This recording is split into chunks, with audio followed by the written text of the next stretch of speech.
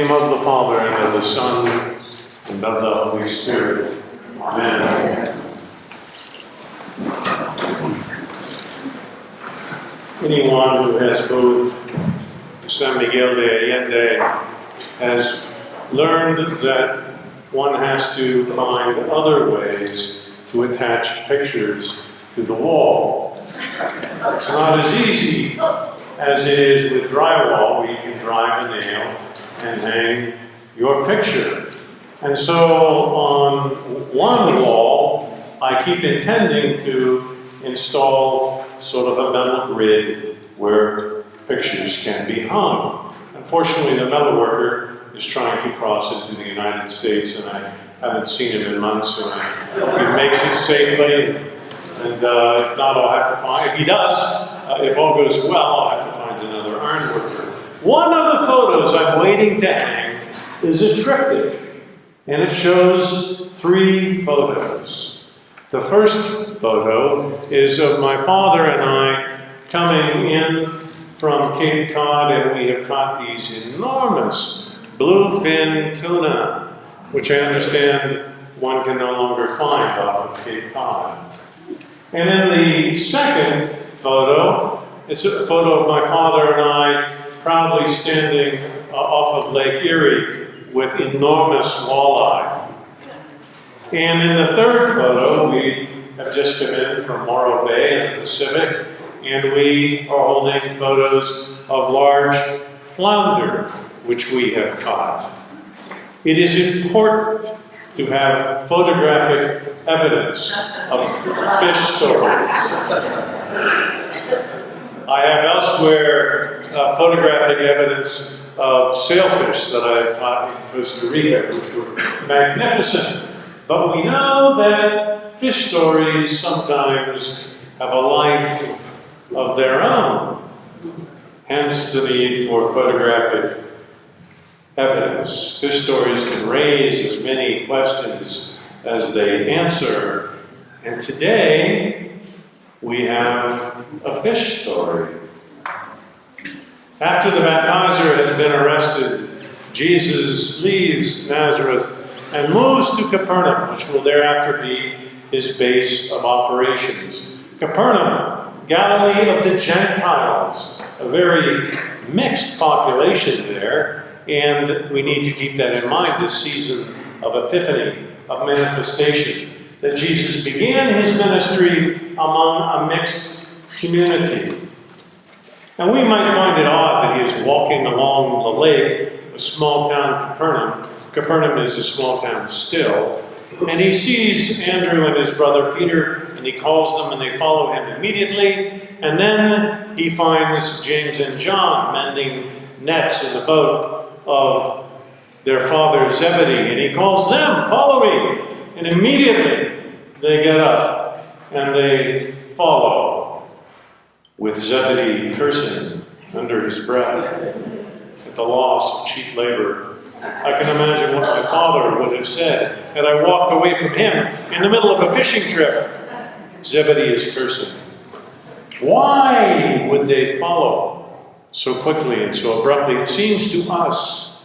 But they all lived in Capernaum, which was smaller than San Miguel de Allende. And we all know that no gossip goes unspoken for very long in San Miguel de Allende. Sir Arthur Conan Doyle of Sherlock Holmes fame would have said, "It is evident, Watson, they all knew each other." And we heard in last week's gospel that indeed it had been Andrew, a follower of the baptizer, who heard John say, "Behold the Lamb of God," and left the baptizer in order to follow after Jesus. This is not the first time that Andrew and Peter and James and John have laid eyes on Jesus. They're probably listening to his teaching. And when he says, "Follow me," they are ready. Maybe because of their limited circumstances. They smelled like fish and they were tired of it. They were mending nets. It gets boring. They saw an opportunity for a new life for an adventure, for the unknown ahead. Perhaps that was part of the appeal. They were spiritual seekers. And we have many spiritual seekers among us today, and certainly wandering this wide world, looking for something deeper than they have henceforth known. Soren Kierkegaard, whom I like very much, and on gray days when I lived in Chicago, I would pull down from the bookshelf Soren Kierkegaard. Now it's always sunny here in San Miguel, so I rarely reach for Soren Kierkegaard. It's an easy excuse not to read the sometimes difficult theologian. But in one of his books, he tells a story about the area in which he lived, which was Denmark, very cold. And he said there was a lake that was customarily frozen over. And in the center of the lake, there was a pylon with a priceless gem set on top of the pylon. Mysteriously appeared one day, and the townspeople gathered around the lake, conspiring as to how they might get that priceless gem. But all of them knew that the ice is thinner at the center of the lake. So as they contemplated what they might do, they began ice skating around the solid parts at the edge of the lake, and pretty soon they were showing off, and they were seeing who could jump the highest on their ice skates, and they were twirling like tops, and they forgot all about the gem at the center of the lake. They became distracted people. And Kierkegaard said, this story is a cautionary, because we tend to be attracted to and caught up in that which is spectacular. And we take our eyes off the pearl of great price, the jewel that will require some risk to obtain in the center of our lake. So that day, on the Sea of Galilee, it is interesting that Jesus did not walk up to James and John with a copy of the Nicene Creed and ask for their signatures.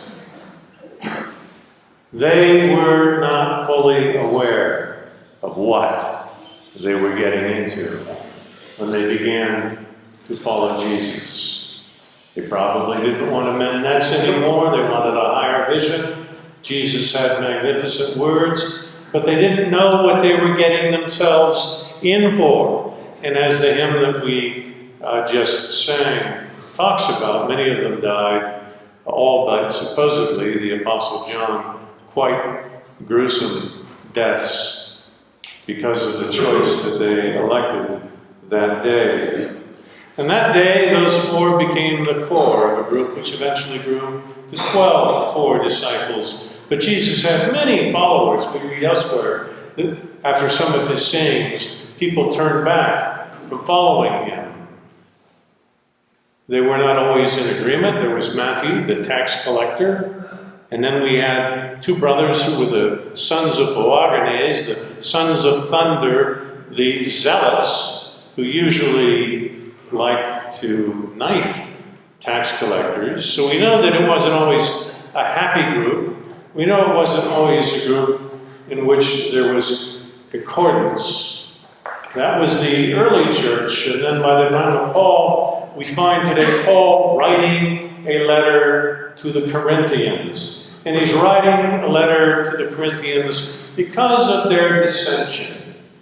Are Gentiles allowed to join the church? Can women speak up? Do they have a voice? What kind of food can be brought to the potluck? They are quarreling amongst themselves over class divisions, over ethics, over qualifications for ministry, and what food may be eaten. There's a story of a young rabbi who came to a new synagogue, and he was distressed in the new synagogue because during the prayers, half of the synagogue would stand and half would sit. And the portion that stood would yell at the people who were sitting and tell them that they ought to stand. And the people that were sitting would scream at those who were standing and tell them to sit down. And it made for a quarrelsome and unpleasant worship experience. This went on and on. Finally, the young rabbi sought out the 99-year-old rabbi who had founded the synagogue. And he told him his tale of woe. He said, "Rabbi, what is the tradition? To stand in prayer, is that the tradition?" And the old rabbi said, "Oh no, my son, it is not the tradition to stand at prayer." And the young rabbi was so extremely gratified he had his answer. He said, "So, Rabbi, the tradition is to sit while praying." "Oh no, my son, the tradition is not to sit while praying." And the young rabbi said, "But it's chaos. Half the people stand and yell at those who are sitting. Those who are sitting scream at those who are standing." And the old rabbi said, "Ah, my son, that is the tradition."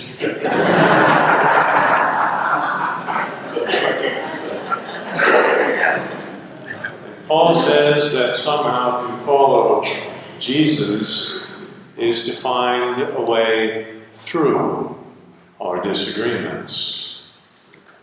One more fish story. There's a guy standing on the lake, enviously looking at a fellow who is out on his day off, enjoying a small fishing trip. But the man on the shore is puzzled, because every time the fellow pulls out a large walleye, he throws it back into the water. And whenever he fishes and comes up with a small perch, he keeps the perch in the boat.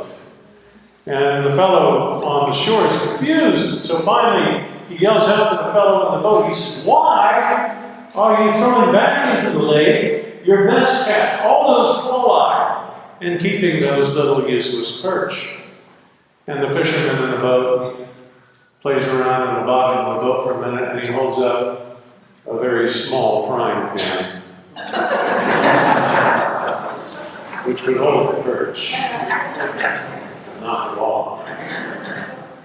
And I wonder sometimes if the church doesn't settle for small frying pans and petty disagreements, rather than keeping the big fish and daring whatever risk might need to be taken to seize the pearl of great price in the center of the not entirely frozen lake.